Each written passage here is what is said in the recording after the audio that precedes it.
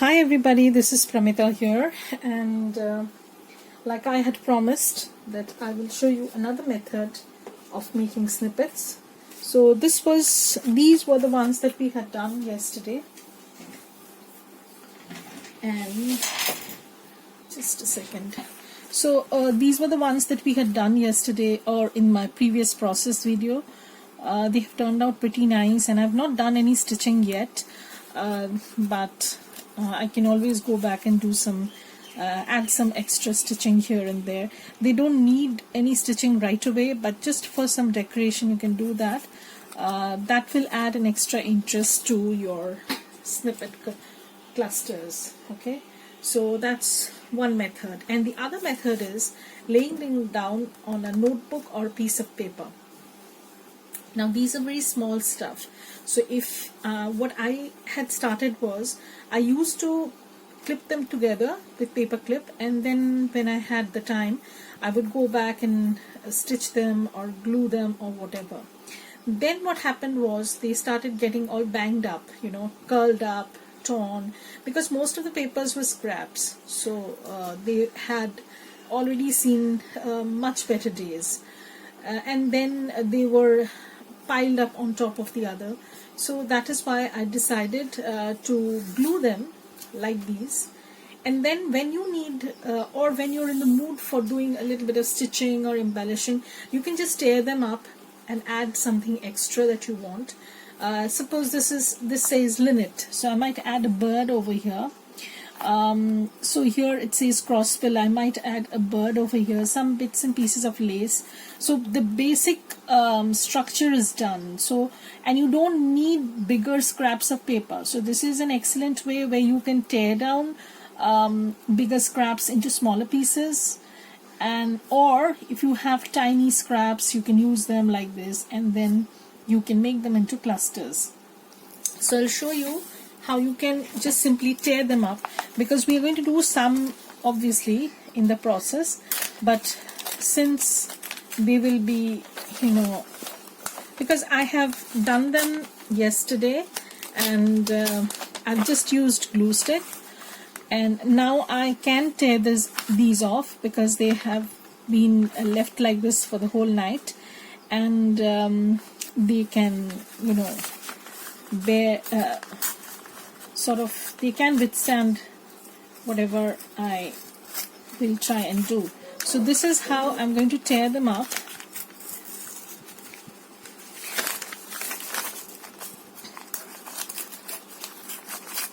So if it bangs up a little bit more, I don't mind. So I'm just going to take off. So I'm just going very close to the edge, but not quite. If I feel that I need to tear something off, I can always do so. So this is what I have, and then I can just, this is like peeling a paper off. That's it. Your cluster is done, and now you can add some stamps, some label, whatever you want to. You can embellish this further. So this is the base. So in today's video we're going to do the base, and I'm going to show you the methods that you can follow, and then probably in this one we will have to do another part where I will show you how you can embellish the bases. So one done. I'm not going to tear off the rest because that's going to eat up a lot of time. So you can use up your scrap bases also, if you can use book page, but I don't have too much of book page, so I'm using this notebook, which is a composition notebook, school notebook sort of thing, but it's in a very very thin paper, not much to my liking, but this is a very big space that I can use. And of course I'm going to use my tub of scraps. So I have reduced the volume of scraps into this much, and I'm pretty proud of this fact, because scraps always give rise to scraps. Okay, so let's begin. So what I usually do is, when I'm choosing a base for this, now one thing I have to make sure when I'm starting this layering stuff, whether I want the cluster to be lengthwise or widthwise. That is one thing you have to decide. So here I have this paper which I can tear off lengthwise, and so I think I'm going to go with the lengthwise theme. I am going towards the brownish kind of tones, so some like this, different variations of brown maybe, or mute colors, not much, not very bright, but I want something, some design, some word, some number that will stand out, you know, that's the point. So I'm going to go through things here and there, and like this is a label that I had from previous project, okay, and some like this. So neutral bases are best suited for these kind of projects, and I will try and use more of neutral stuff. So just pulling things out, trying to see what will work and what won't. So I'll start off with this, and I'll show you probably just a few, because it's very time consuming, as I said, and I don't know, my phone doesn't allow me to film more than 23 minutes. So if I am doing something more than that, then it will move on to recording the second video. I mean, it will consider that the first video is done and I've moved on to the second one. So how is everyone doing? We are having a super rainy day, and it's been raining cats and dogs over here, and it's so humid. So the lighting may be a little bit weird, but that's okay. I think it's going to work, because okay, so we have these that we will use, and I'm going to, so we are left with these strips, and I don't think I'm going to use them, but if you want to, or if you can, then surely you can go ahead. So I'm going to lay this vertically. Now the first base I don't think much, because I usually choose a neutral kind of color. So I'm going to place this, okay, and then this is a music paper scrap that I had, and I want these. This was tea-dyed, so I'm going to add this, okay. So if I want, I can ink it up, but let this be, it's enough Gamgee, okay. So I will be getting my second dose of vaccine on Saturday, so I don't know how well or how unwell I'll be, because last time when I took the vaccine, oh my god, I was so ill, and my husband, he couldn't get up from the bed for 2 days. I've never heard anyone do that. Anyways, he was so sick, poor fellow. So I'm going to just put this like so. You can see how it's working out, and if I want, I can ink this lightly. Probably I will, because I want this to stand out, and then I will glue this. So you can see how quickly these get done, and then you can simply use them as you like. Sorry. So I think I'm going to use it like this. So I'm going to take this off. So this is going to be pretty lengthy one, long one, and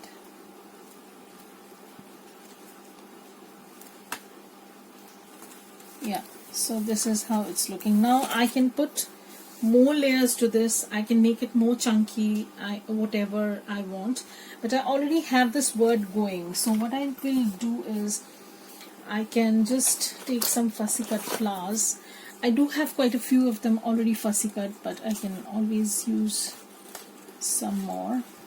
So I'm going to cut this out. You can use your book page images also,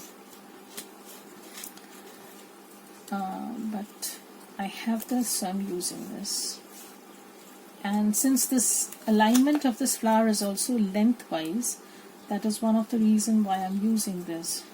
So you can make them as page edges, you can use them as your collage edges, you can lay them on pages just for embellishments, you can make them into pockets, you can decorate your envelopes, pockets, whatever you know you want, because they are kind of versatile.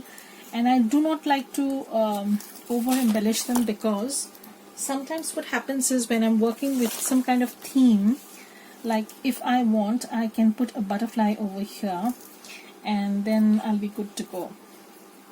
So I'm going to take this, glue this, I'm going to place it over here. Okay, so now I can dig into my butterfly stash. These are all fussy cut ones already done, since I want to do a few of these clusters, but I want a tiny one.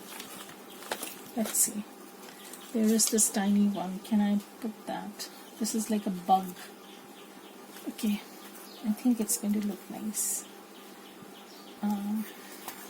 Some kind of moth, not a bug. Okay. So that is why you can't just tear it off right away. Let this sit for a while, let the glue get a little bit steady, and then you can obviously rip this off. You can add more labels, stamps, whatever you want. So I'm going to keep it this much basic, because then I can always go back and add things. You know, if I over embellish them right away, then I might feel that it will not go with some kind of theme. So I'm going to keep it at that, and I'm going to move on to the next one. And I'm also going to show you how that can be done. So this one let us do in the horizontal fashion. Okay, so what I can do is, I don't need this much, so I'm going to take this off. You can make them as you like, you know, small, big, whatever, everything will work. This is a very, as I said, a very versatile project, and collaging calms me down, you know, making these. I know they take up a lot of time, they also create a lot of mess, but what can I say? So I can put it over here, because I want to give enough space for me to tear them. So there is going to be some sort of a gap in between. So I have the scrap, I might tear this part off. Also, I will show you how I make book page folios, mini folios, folio inserts, you can say. So I'm going to put this like so. This is a big one, so probably I'm going to layer this like so. Yeah. So I do have quite a few new subscribers. Welcome, ladies. I hope you're enjoying the videos and you're watching them. Please, please, please hit the like button. And if you're watching this and you're not subscribed to my channel, then please consider subscribing, because it would mean a lot to me. So I'm just trying to put all these things together, but this is too busy. So I'm going to take that off.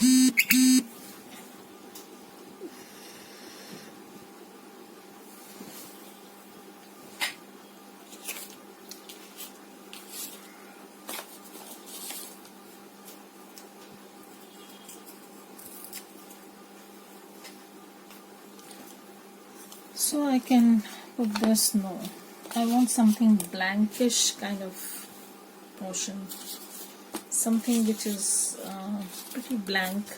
So maybe I'll go with the music paper, because this is already, it has a little bit of lines, but still it will work, because this is a very busy background. And then I'm going to put this, then I'm going to put this. One thing which I hate about gluing stuff down is having those gooey kind of fingers, but what to do? Yeah, so I'm going to put that down, and I'm also going to show you how I can jazz that up. Okay, so I'm going to take this part off a little bit. This is very random, it's just how you feel at that point of time. You don't have to follow any rules, just layer things up, you know. Whatever you do is perfect. That's the thing you have to keep in mind, and not stress out too much, because I like this side better, so I might go with that.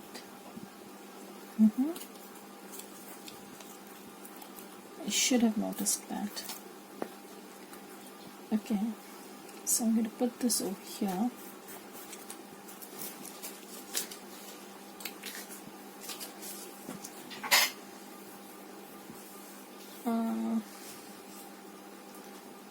So I'm going to put this. No, I won't put anything there. So what you can do is, see, there are no rules. As I said, no rules, trust me. The quicker you understand that, the better it is. So this is going to be our next step. So these are some labels that I had bought from a shop. It's called SVG. Okay. And also I have this butterfly lying around, so maybe I'm going to tuck this in somewhere here. So I'm going to put this like so. Okay. This is too big.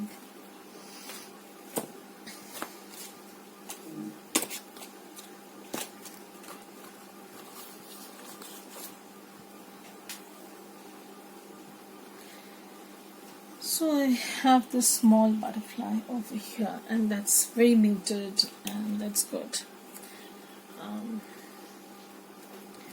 And we are going to keep it pretty neutral. So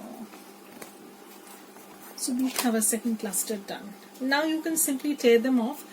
I would advise that you let this dry for some time, considerable time, preferably for the at least for 5 to 6 hours before you start tearing them apart. Otherwise they might come unglued, you know, because they are all different types of paper. They do not have the same kind of attraction towards this glue. So it's also dependent on the glue that you're using. If you're using a PVA glue, then I think it's going to work. Or if you're using Fabri-Tac, that's excellent, fine. But since I'm using glue stick, I just let this sit for 5 to 10 hours, and then I'm going to tear this apart.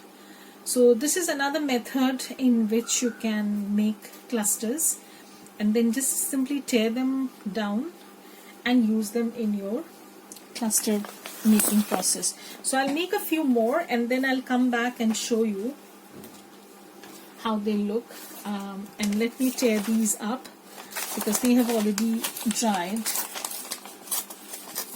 And just tear them basically like this, and then I can always, you know, you can keep them like this, and then you can always come back later whenever you're feeling pretty destructive. You can decimate the outside papers and decorate them. So in this one, like, I would like to add a little bit of a label. Oops. Sorry. So I can add a label. This is kind of this. So I can add this label over here, and again I'm layering things, putting things at different heights. That's how my brain works. You can do whatever suits you, but I like it that way. And I don't ink everything up because that might make this too grungy. So I'm going to finish these that I had done yesterday evening after my online classes were over.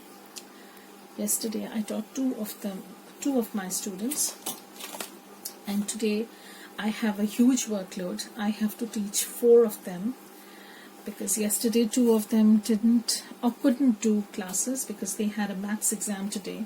They wanted to practice maths. So yeah, so that's how things are.